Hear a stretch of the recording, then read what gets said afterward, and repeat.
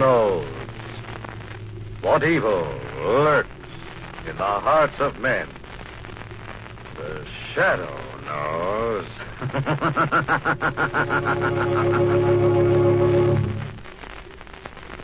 Once again, the thrilling adventures of the Shadow, the hard and relentless fight of one man against the forces of evil. These dramatizations are designed to demonstrate forcibly to old and young alike that crime does not pay. Now here's important news for all college men interested in flying. How would you like expert training at the Navy's famous Pensacola, Florida Flight Training School, the Annapolis of the air? Well, for the first time since the war, the Naval Aviation Cadet Training Program is open again. Once more, those Navy wings of gold, the ensign's commissions, and the high pay are being offered to qualified young men. Naval Academy selections are being made now, so if you're single, between 18 and 25, and with at least 2 years of college, you're eligible to apply. For full information on how to get into this thrilling program, visit your nearest Navy recruiting office. And now to the Shadow.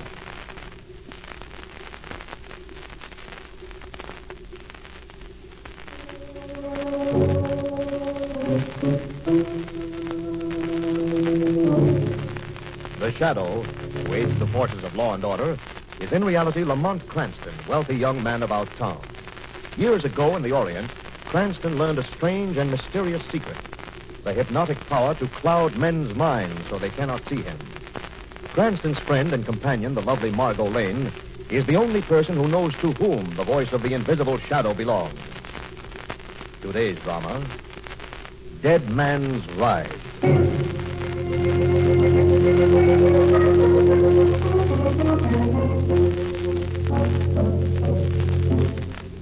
On a rise of land, overlooking a secluded valley, stands the elegantly appointed one-story manor house of Roundville, the celebrated horse farm of wealthy George and Helen Warren.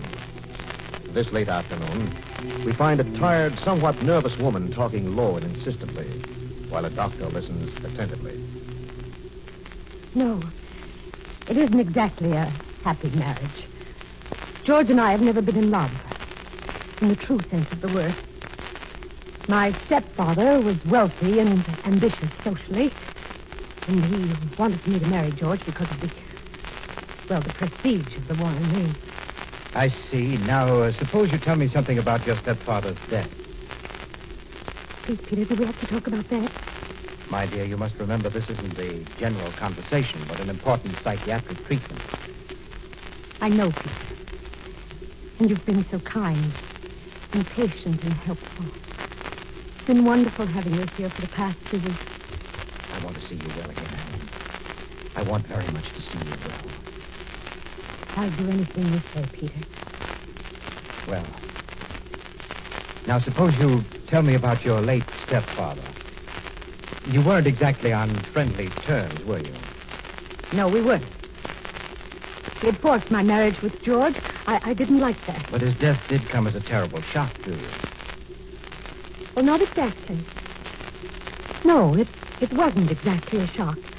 I see. Where were you precisely at the time your father fell from the horse and was trampled to death? Why, I was... Yes, Helen, dear. Tell both of us. George. Where were you at precisely when the so-called accident occurred? I didn't hear you come in, George. Obviously. Or you and the good doctor wouldn't still be holding hands, would you? George, stop being ludicrous. You're drunk. Drinking is my vice, isn't it, Helen? And yours is psychiatry.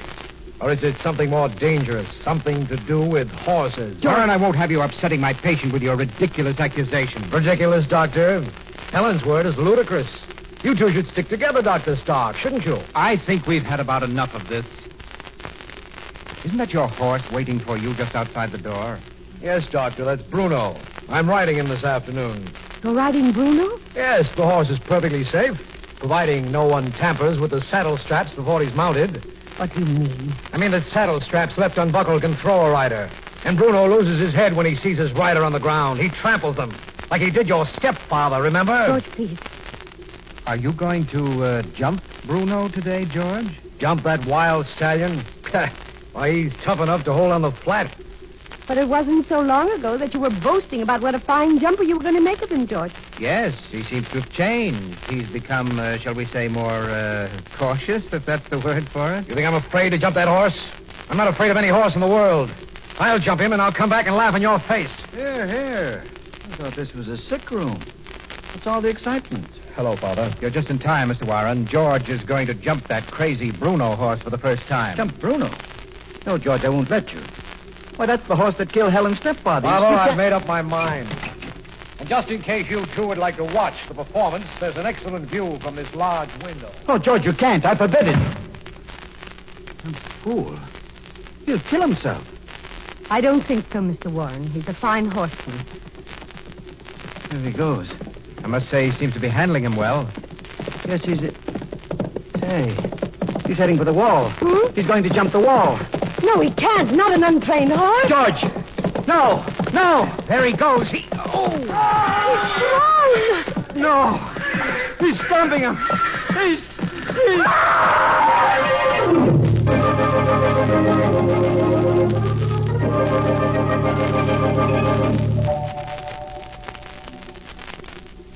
George is dead, isn't he, Peter?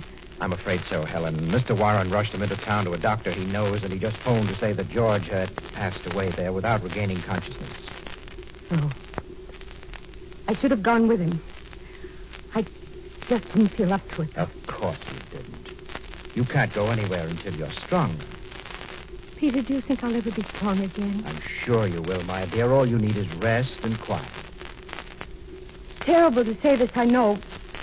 But it will be more peaceful here now that George is gone, won't it, Peter?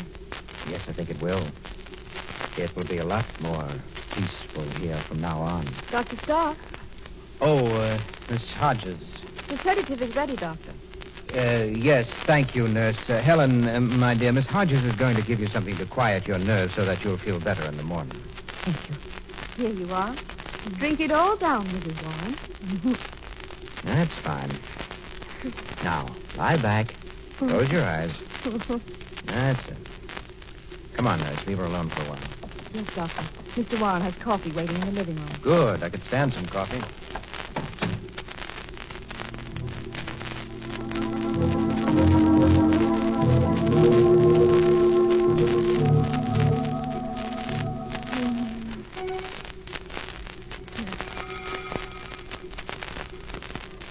George is dead. Bruno killed him. Bruno killed my father, too. The horse killed both of them. What? Horse? What?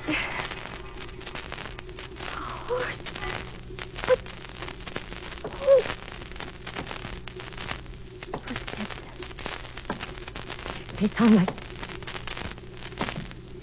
No, it can't be. Who's there? Hello, Helen. No, go away. I've come back. Don't be afraid. You know me, Helen. You sent me to my death. No. First it was your father, Helen. Then it was me, but I've come back to you, see? I've come back. No, go away. Go away.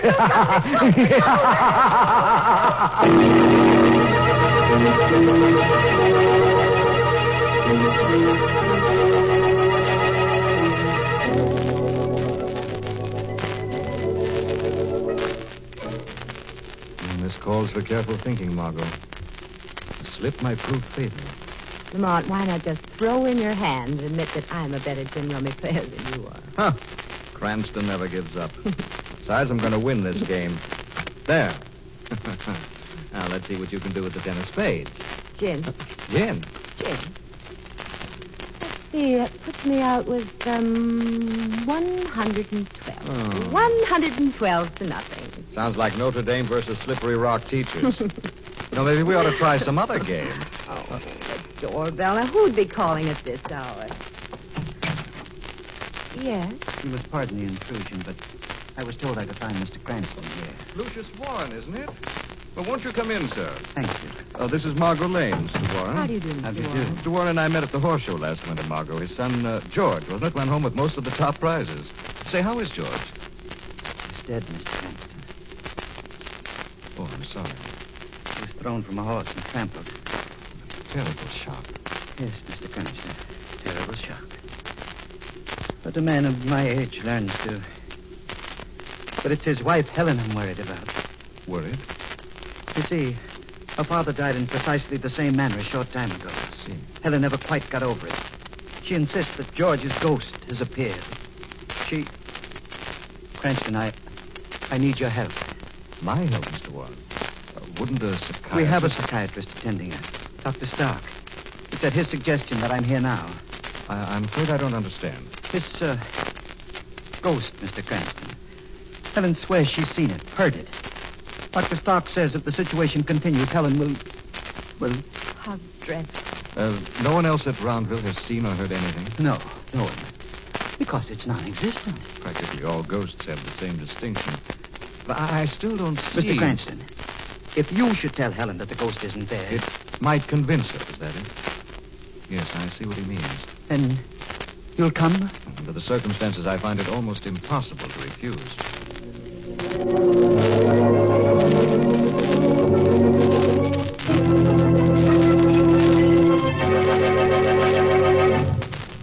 But I tell you, Mr. Cranston, I saw him. I saw George in this very room. Mrs. Warren, is it possible it could have been someone else? Someone who merely pretended to be George's ghost? No. It was George. I'm certain I'd know his voice anywhere. He was sneering at me, accusing me. Mr. Cranston, I'm afraid I must ask you to go now. Mrs. Warren is under a terrible strain. I realize that, Dr. Stark. I've just one more question. Mrs. Warren, you say the ghost was accusing you.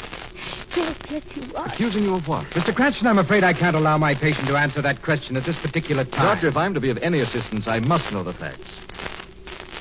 Well, Mrs. Warren, of what did the ghost accuse you? He was in a vapor, in a misty cloud. He sneered at me. He accused me. Of what? Of what? I don't know. I don't know what he accused me of. I don't know. I think you'd better leave now, Mr. Cranston. We can talk later in the library. Very well, Doctor. And we do have several things to talk about, wouldn't you say?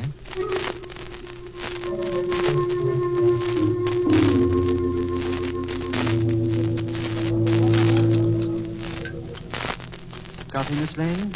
Miss Hodges? Thank you, Mr. Warren. I'd like some. I have plenty. Mr. Cranston? No, none for me, then. I'll have another cup if you don't mind. Yes, of course, Doctor.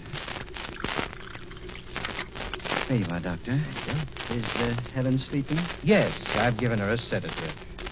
I'm afraid her interview with Cranston here was a trifle upsetting. I'm sorry. There were certain questions that were necessary. Well, in the future, I'd appreciate your asking me all the questions you find so necessary. I don't think that any of you realize just how close Helen is to a complete, incurable breakdown. But she seems so much better the last few days, Doctor. When I require your medical opinions, nurse, I'll let you know. Meanwhile, I suggest that you go to your patient. Oh, surely Miss Hodges can drink her coffee first, Doctor. Thank you, Mr. Warren. I'll just take my coffee with me. Really, Stark, aren't you a little severe with Miss Hodges? Well, I suppose so. I didn't mean to be so irritable. It's just that this case baffles me. It's late. I suggest we all retire. Yes, very good idea. I've suddenly become quite sleepy. Strange that I should get sleepy after 2 cups of coffee. Yes, Doctor. Most strange.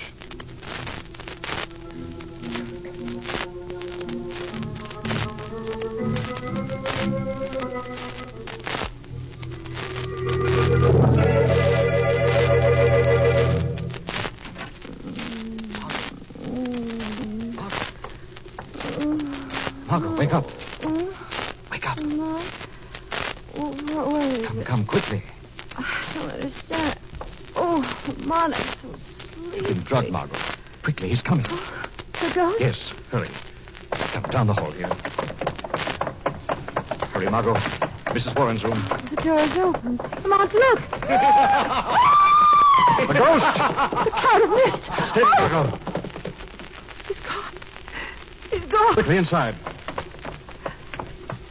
Lamont, there on the floor. She's dead. Oh, Judging from those staring eyes, she's been frightened to death.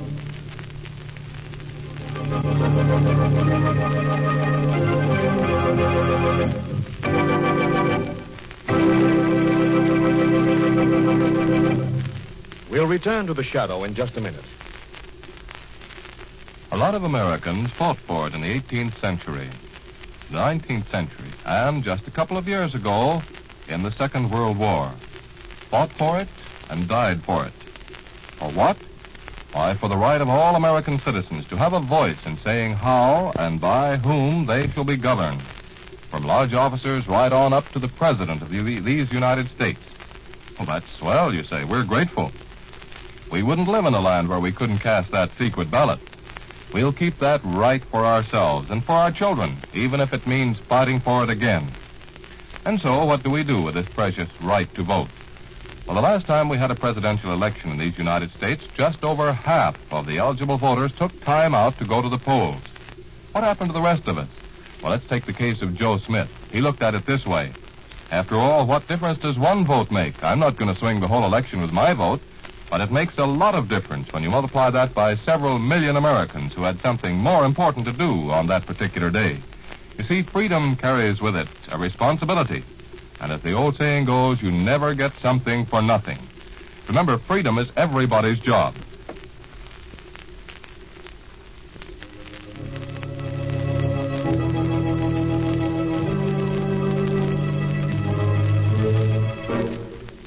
Margot and Lamont have come to the Warren country home to investigate a strange, ghost-like apparition of a man on horseback, which has just taken another life in the Warren household. No. No, go away, go away. No. It's all right, Helen. It's all over. Yes. It's all over, Doctor. Except for discovering who murdered Nurse Hodges. Murdered, Mr. Cranston? But she... She was frightened to death, Mr. Warren. In the eyes of the law, any death directly caused by the commission of a crime is a homicide. Look here, Cranston, what are you suggesting? Dr. Stark, real ghosts, if there are such things, don't usually go around slipping drugs, sleep-inducing drugs into coffee pots. Drugs? Exactly, Mr. Warren. So that we'd all be asleep while the ghost came calling on Mrs. Warren. But Miss Hodges drank coffee. Yet she was awake when the ghost appeared. The nurse's coffee is still here, untouched. There's her cup right next to Dr. Stark's little box of sedatives. Wait a minute, Cranston. Are you implying that I put a drug in the coffee? I'm implying nothing, Doctor. And as for my assumption, it's a simple matter to find out if that coffee contains a drug. We'll have it analyzed at once. But Cranston, why should... Doctor, look out. The nurse's coffee. You knocked it over. Oh, dear, how awkward of me. Yes, Doctor. Awkward is just the word I would use. Come, Margot, walk me down to the mailbox, will you? The mailbox. Yes, I wrote a letter while I sat up waiting for our ghost last night. I'd like to mail it. While we're at it, we can drop over to the stables.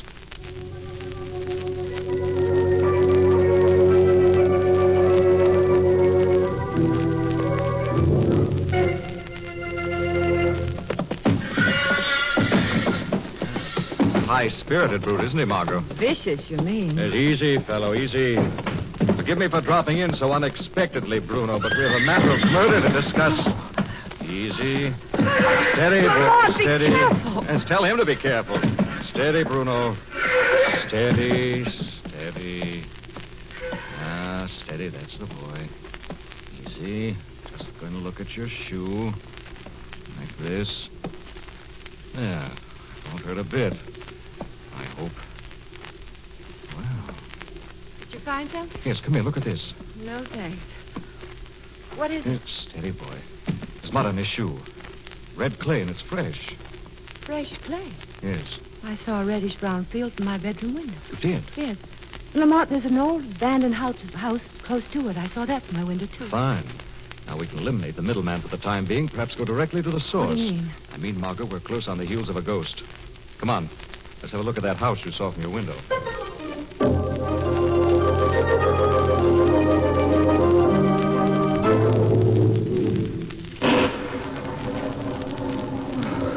Dismal-looking place, isn't it? Yes, it's certainly no answer to the housing shortage. Come on, let's go in. What is it, Margot? Come on, a light. I could swear I saw a light through that door. flickered for an instant and then went out. Come on, someone's in there. Cigarette smoke. Someone's in here, all right. Light you saw flicker must have been a match. Come on. Over there.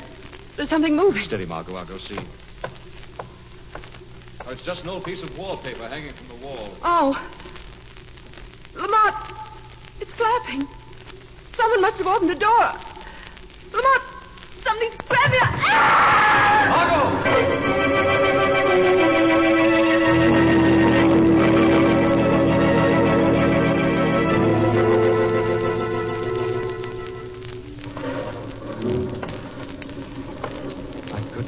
Swear I heard something in here. What's this? The eminent psychiatrist talking to himself? What? Who's that? I don't see anyone. You can conserve your flashlight battery, Dr. Stark. No one sees the shadow. The shadow? Miss Lane, Doctor, what did you do with her? Miss Lane? You found her, Doctor. You'll answer to the shadow. But I haven't seen Miss Lane. I swear. Explain what you're doing here in this house, then, Doctor. I saw a light, and I thought I'd see... Dr. Stark, tell me what you know of the doings at Roundville. Who's behind it all? All right, I'll tell you. It's... window. Down! Get out! Dr. Stark. Doctor, who did this? Who did it? I found his hiding place. I found out what was going on. It's... Oh.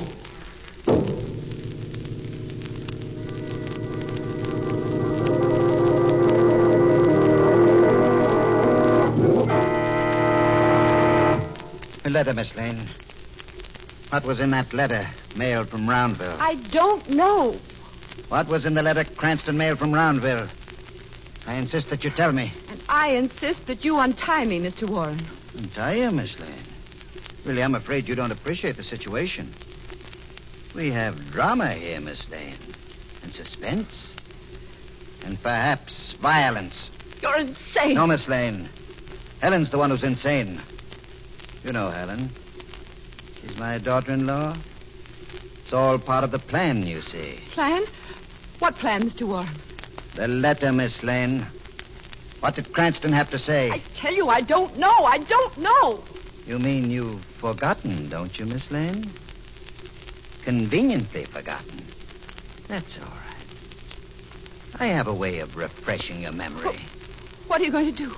I'll show you. Curling iron. Red hot and ready to use. Wonderful stimulant for absent-minded girls. No. I'm afraid I'll have to use it. Unless you decide to tell me about the letter. But I don't know. No. Don't come any closer. No. You heard what she said, Warren. Who's there?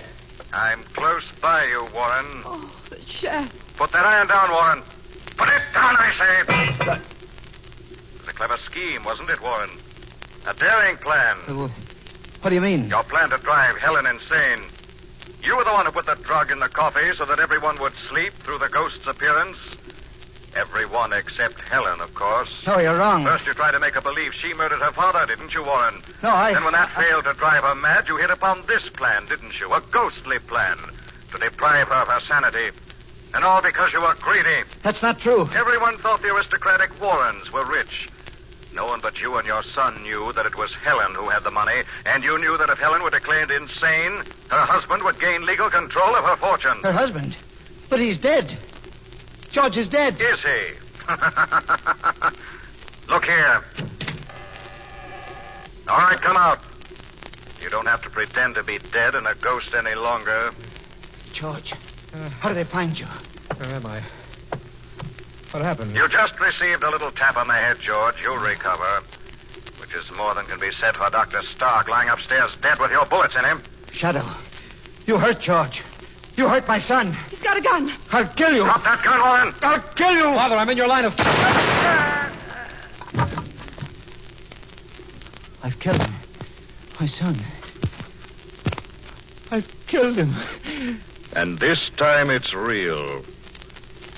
The evil suffer by their own wicked devices, Warren.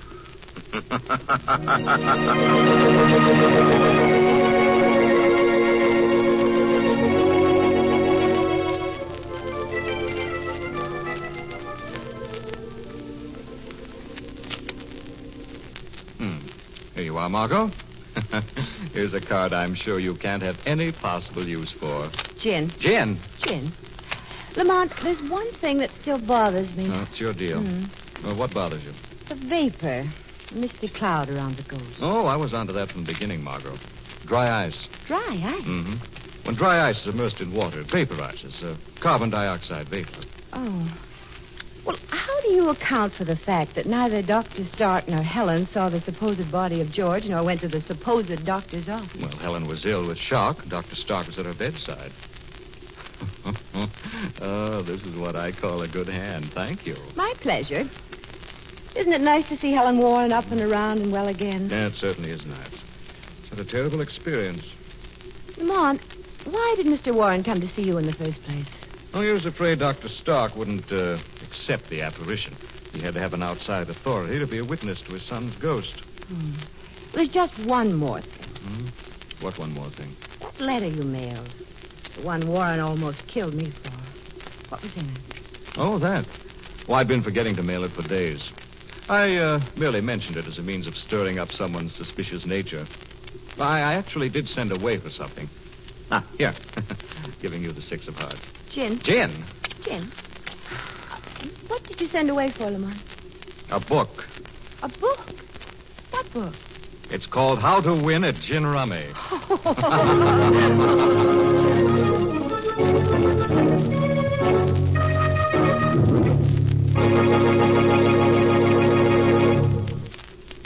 We'll return to the shadow in just a moment.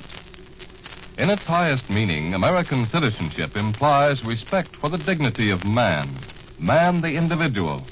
It has long been a basic American belief that the essential good in men will beat down the bad, but only if the individual is afforded wide latitude in working out his own problems.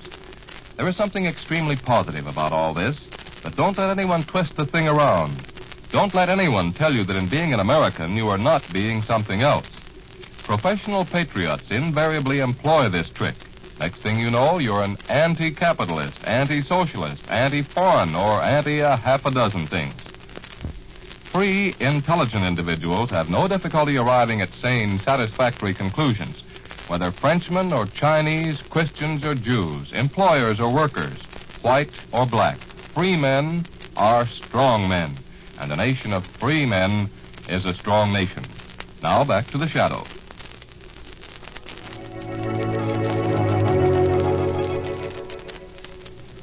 This story is copyrighted by Street and Smith Publications, Incorporated. All names and places are fictitious. Any similarity to persons living or dead is purely coincidental. Listen again next week, same time, same station, when the shadow will again demonstrate that the weed of crime bears bitter fruit. Crime does not pay. The shadow knows.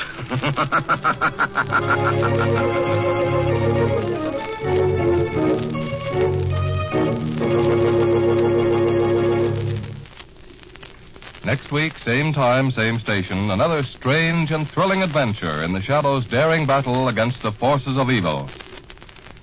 Suppose you are driving along peacefully and suddenly one of those extra loud horns is blasted at you by an impatient driver who's in a hurry to get around you or make you hustle up too.